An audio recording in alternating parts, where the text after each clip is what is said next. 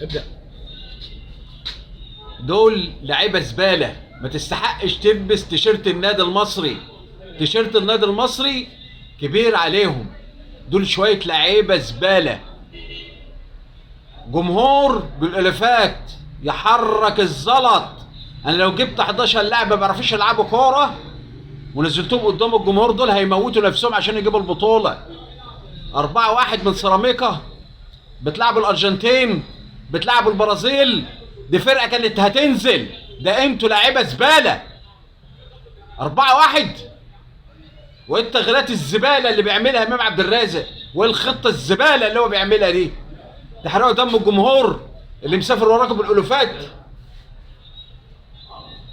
دم الجمهور اللي مسافر وراكم بالالوفات. ده انا لو جبت 11 لاعب ما بيعرفش يلعب كوره هيموت نفسه. تدخلوا ب 4-1.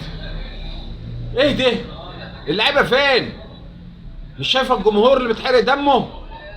وايه التشكيل الزباله ده؟ والجمهور اللي جوه البلد اكتر من ايه ده؟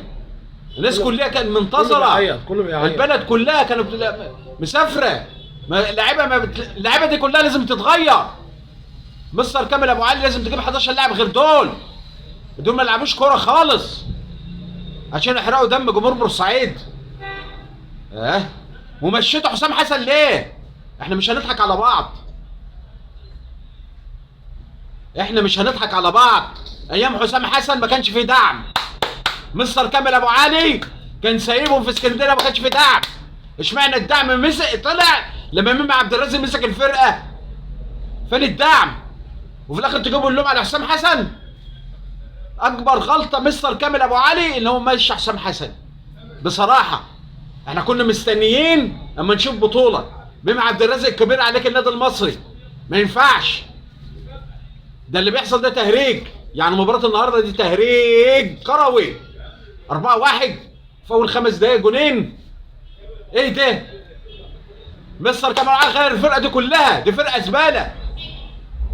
ويمشي امام عبد الرازق. ما يستحقوش يلبسوا تيشيرت النادي المصري. ويرجع حسام حسن. مشيته ليه؟